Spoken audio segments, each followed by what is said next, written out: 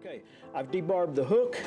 Now, there's also, beads are tricky and aggravating.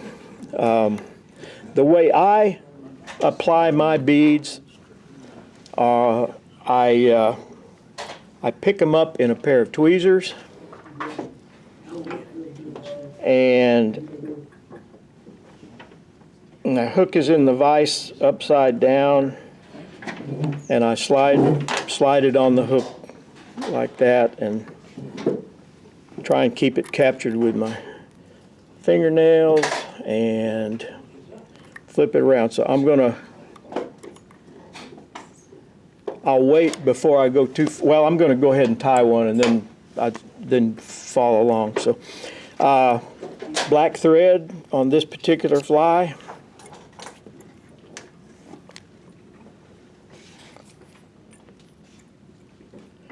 Get it started right behind the bead.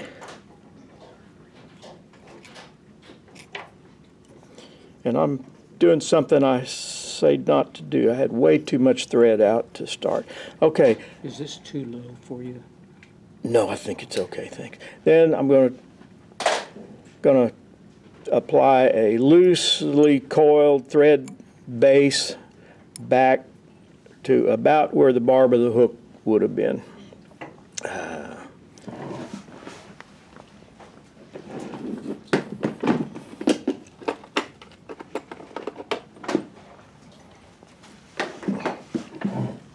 Cut off the tag end. Next step, and this is something, this is my trademark, if you will. I'll apply a little tiny tail of crystal flash. And one of these, this strand right here will probably do 100 flies the way we're going to cut it. So what I found is stick it under the hook, make a couple of loose wraps, and then pull it back, and try to avoid stretching the flash. It will stretch and it loses some of its appeal to me. And then I'm going to cut that flash off just about 1/8 of an inch long, just a little tiny tail. What this does, whether it attracts fish, it adds a little bit of flash to the fly, but those of you that have watched me tie this before, that's my trademark that tells me, if nothing else, that I tied this fly. And so if it fails, if it does well, if it falls apart, whatever, I know I tied the fly, and I know who to blame. Because, you know, people give me flies, and this just tells me I tied this fly. I don't know if it helps attract or not, but I catch fish. The next step is, you remember the rule of thumb, the last thing you're going to wrap is the first thing you want to tie on. So we're going to tie on the black wire. This is, okay, again, run it under the hook, make 2 or 3 loose wraps, and then draw the wire back to where there's just enough left to capture it with the thread, not let it pull out. And then stretch it out behind. Last piece of material is going to be red medium-sized holographic tinsel. This can be a little aggravating to work with. Put it under the hook with quite a bit sticking out the other side. Again, a couple of loose wraps, and then draw that back to where there's just a small stub under the hook that you know, enough to attach. This also stretches and loses some of its flash, so tie your original loops as loose as you can, so to give you adjustment. Then I'm going to run my thread back up to the eye of the hook. Not necessarily a solid coil. I just need to get back up to the hook. If you have a rotary vise, you can rotary this, but I typically just catch it in my hackle plier, and I'm going to wrap this toward the front of the hook. What direction did you go? Did you go over or under? Always go over. Always go over. You can hold it in place with your non-dominant hand as you're wrapping. Try and make just a little bit of overlap so that there's no black thread showing between the coils. And we're going to, and also this will tear. Try and avoid the point of your hook just like you would with your thread.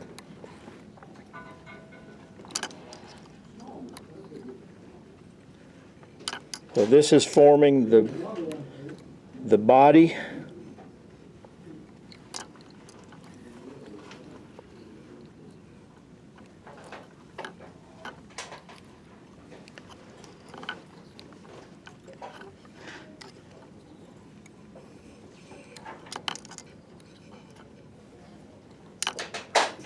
We'll wrap this up right behind the eye, and maybe take an extra wrap right behind the eye so that be sure there's plenty of material there to secure. Hold that in your dominant hand, bring your bobbin up behind.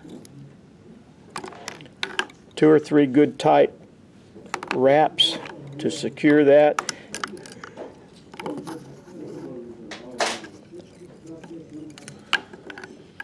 And then a couple wraps in front won't hurt anything. Then clip that off as close to the hook as you can without cutting your thread. So there's the body of the Ruby Midge. Final step. I'm going to take the wire and make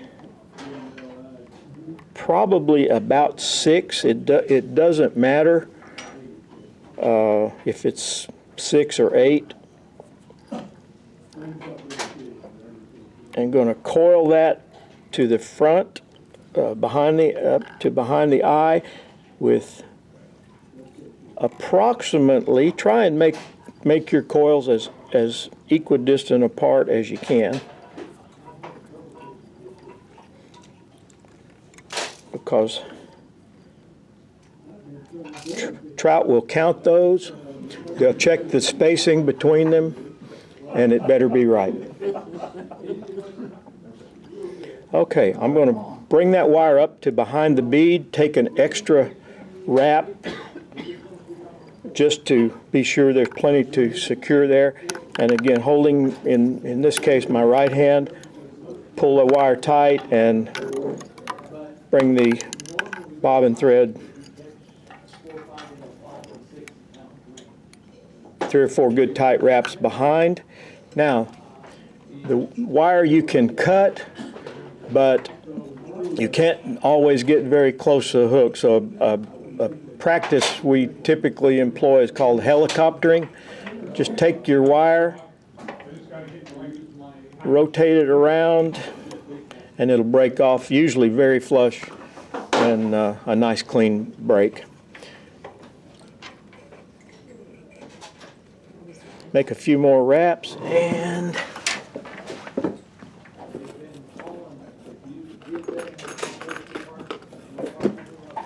final step is to whip finish.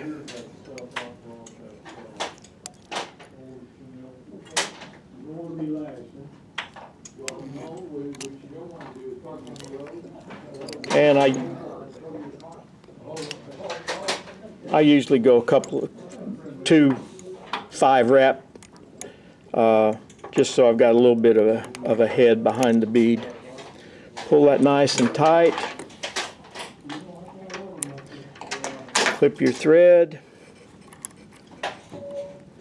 and there's Ruby Midge. If if you're so inclined, you can apply some head cement to that thread. I didn't bring any, so I'm not worried about it. Any questions?